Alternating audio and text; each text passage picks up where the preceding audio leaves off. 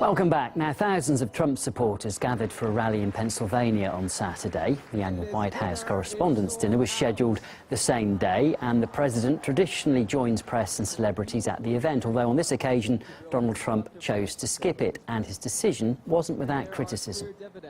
There's another big gathering taking place tonight in Washington, D.C. Did you hear about it? And I could not possibly be more thrilled than to be more than 100 miles away from Washington Swamp, spending my evening with all of you, and with a much, much larger crowd and much better people, right?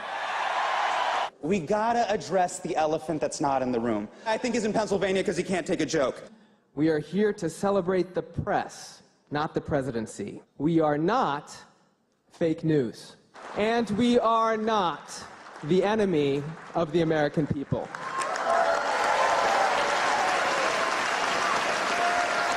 Meanwhile, in recent appearances, Donald Trump has spoken of his achievements after 100 days in office, although the president has been accused of flip-flopping on pledges he made before he was elected. Is obsolete. It covers the Soviet Union, which is no longer in existence. Wouldn't it be great if we actually got along with Russia? Am I wrong in saying that? Wouldn't it be great? No one China dictating to me. He cannot be the policeman of the world. I have been watching for him to do those things he said he was going to do. I don't know what happened.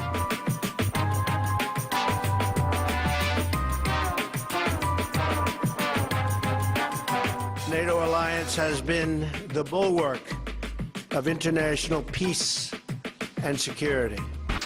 Right now, we're not getting along with Russia at all.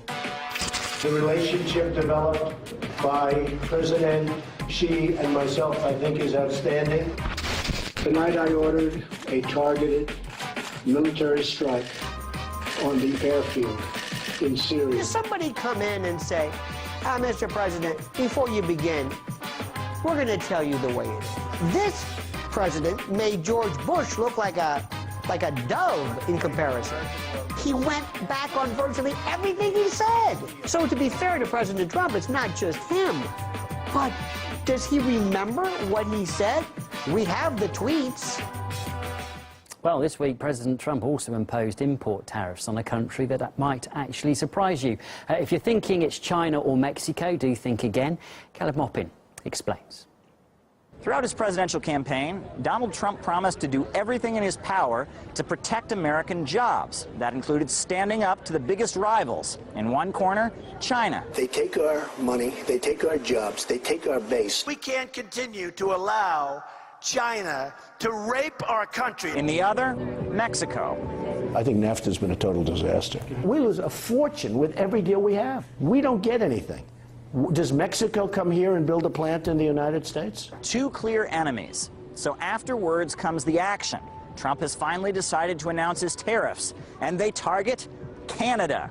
The President of the United States, in a completely unprompted moment today, attacked Canada over its dairy industry policies, calling it a disgrace. The State Department doesn't seem too worried about the tariffs harming relations. We only have two neighbors, right? We have Canada, Mexico. Yes. Mexico's already not too fond of Trump, so I'm concerned. Is this in our interest as a country to have, I mean, we are hearing Canadian leaders talk about bullying from the United States. You know, I could have disagreements with my neighbors. Anyone can.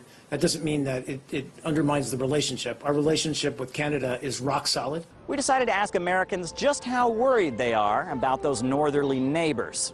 What country is that? America? Nope. Canada? Nope. This is really embarrassing. California.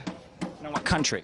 Oh, what country? United States. It's like Afghanistan a little. No, I can't. I'm sorry. Estonia. Dude, that's Latvia. Turkey. Lithuania. Turkey. Turkey. China, dude. China. Yeah, that's China. I knew that. What country that is? I cannot. China still? No idea.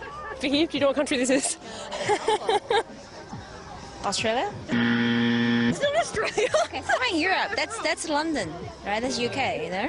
No. I think that's Canada. Did you hear about how Donald Trump is putting tariffs on Canada? No. I didn't. Feel like Canada is a threat to American jobs? Absolutely not. No. No way. Why do you think Trump has singled out Canada for tariffs? I'm sure that others will come. Maybe just Canada first. Probably he's had pressure from like some American manufacturers of Canadian products, products that are made in Canada, and these American manufacturers do not want the competition. I have no idea. To me, they're our best neighbor. China is the largest country on Earth in terms of population, and it has a huge military. Mexico's armed to the teeth with drug cartels that aren't too keen on those gringos. But Canada is a quiet country that's known for politeness. We're nice guys.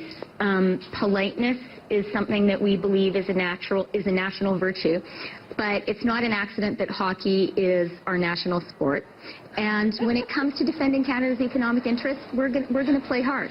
Perhaps Trump has decided to choose his battles carefully and only pick on the little guy. Caleb Maupin, RT, Washington, D.C.